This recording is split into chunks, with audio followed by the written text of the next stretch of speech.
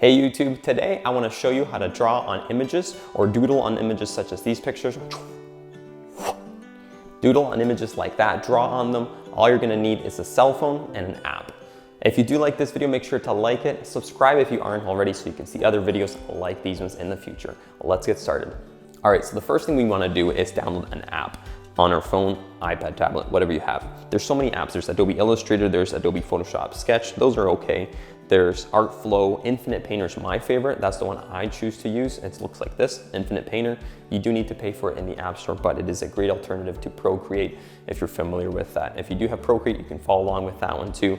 That's a great app too. The one we're gonna be using today for our tutorial is called Autodesk Sketchbook. That's the one we're gonna be using because it's free. Everybody can follow along. If you don't wanna pay for it, it's still a great option. It just doesn't have all the features that I was looking personally for. But let's get into it. Let's go into our phones and let's go ahead and draw on some pictures. All right, excellent. Now that we have our app installed here, what you wanna do is go to the plus sign. You're gonna make a new canvas, say new from image. That is very important because it's gonna create the whole canvas based on the image you pick. So that means the sizing, the ratio, and everything else. We're gonna go ahead and pick this one here, an image I downloaded. This is a picture of my wife here holding a branch off our Christmas tree, or whatever you call this part from a Christmas tree. Anyways, let's get familiar with the layout here. At the bottom, you've got this little white dot. You've got undo, you've got redo. You've also got your pen tool, your color tool, your eraser. Those are a couple things that come up here from the bottom. You also have some on the top. You've got your layer panel, that's very important. That's the second one from the right. Your layers here. You also have your color. You can select your color here. And then you've got this one, which is important. You've got some tools there. Sorry, I skipped one. The one before that one was your pen tool. And I'm gonna go ahead and pick the fountain pen. That's the one I like to use within this app. You can also go to the settings and you can adjust the size of the fountain pen. You can go to advanced settings. You can change different things if you're using a pen or different things like that. Opacity, I'm gonna leave it 100. And we're gonna go ahead and do that. Now, before we get started here, we wanna create another layer so that there's a layer, there's the picture, and then there's the photo layer that we're gonna be editing on top. The reason why we do that is because if we start painting on this actual picture, and then for some reason we mess up and we want to delete something or erase something, we're actually erasing the drawing plus the image, and it's just gonna get really messy. So we're gonna make another layer on top, like this. Wanna make sure that it's selected. As you can see, when you select it, you can either go blue, depending on the layer that is selected. If you want to delete a layer, you can just hold it and drag it up to the delete button. We're going to create that again, layer, select it, and we can start painting now. Now, one thing before you start drawing and doodling on your image, one thing that specific to this app that you want to do is go to this top left corner, and you'll see here that it says, what does this say? Predictive stroke. You want to select that one there and bring it all the way to 5. The reason I'm doing this is because Autodesk Sketchbook does not have an assistant. When you do a curve, it doesn't assist the curve like other apps might. Your assistant here is the predictive stroke. What this helps to do is, let's say you're doing a shape like this, like an S. It's gonna kind of curve it and help it round the corners without the jiggly. Another thing that the predictive stroke will do is if you're doing a circle and it's close enough to the circle, it's actually gonna complete and make it a perfect circle. You can see here, if I try to do another circle, it actually creates a circle. So that's very handy to have turned on. Now let's go ahead and start. I'm gonna take my stroke a little bit thicker. So I'm gonna go to my pen tool, bring that stroke just up a little bit.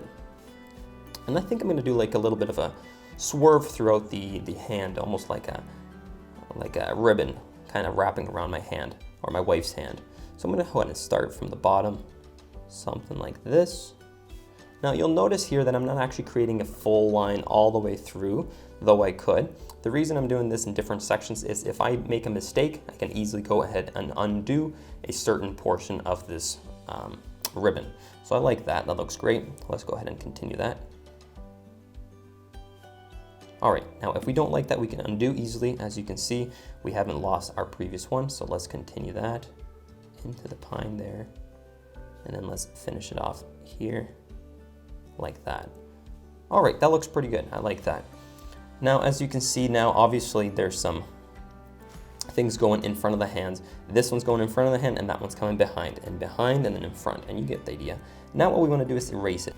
You can go up here to the color panel and you can switch from eraser to color, and that's eraser. So let's go ahead to the eraser. I think I drew a dot. There we go. let's go ahead and erase. So I like to zoom in all the way like that, as you can see, and start erasing left to right like this. That way you can get as close as you can to the corner, and you can still see what you're doing there. All right, let's go ahead and do this one now. I'm gonna go ahead and fast forward this so you guys can see quickly how I erase all these different things. Excellent. So now that we've got that, as you can see, it really does sell that effect that it's going through the image, going behind and in front and behind and behind. Now, another thing we can do here is add maybe some strokes on the outside, almost showing motion. Kind of like to do that sometimes. So we're gonna go ahead and back to the white color. We're gonna go ahead, maybe let's do on the outside, almost like it's curving like that. That looks pretty neat. Maybe one in the inside. Let's do that again. Like that, and then maybe one over here. Excellent. And that looks pretty good. I really like that. Now I'm going to show you another thing, another idea that you can do. I'm going to keep that because we want to export that in a few minutes here.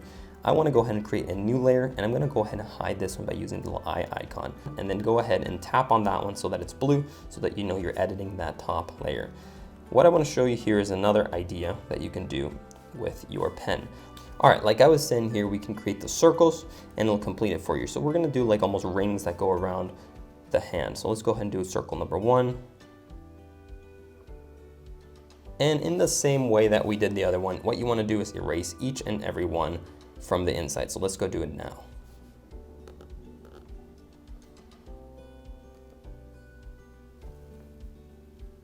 And as you can see, that looks pretty cool there. Almost that's going around the image. All right, so now let's go ahead in our panel here. I'm gonna go ahead and delete that by holding it, dragging it up, and I'm gonna show this one again. Now let's go ahead and export this so we can see how to do that. So what you wanna go is the top left, again, the settings panel there, and you're gonna go ahead and share. So click that little share button there. When you do that, say save to device. It does take a while. All right, and there we go, we're done. Now we've got our final image there. As you can see here, the before, the after. What's really neat about this app is that it does retain its full resolution on export, 6000 by 4000 and 6000 by 4000 there, which is great to see because other apps like Illustrator Draw, which is still a great app, does not export at high resolution. All right, well, thanks so much for watching. If you guys do end up using this tutorial and do your own pictures, I'd love to see your work. Make sure to tag me to Andrik Langfield. That is my Instagram username. I'd love to see your work and see what you guys did with this. I'll see you guys in the next one.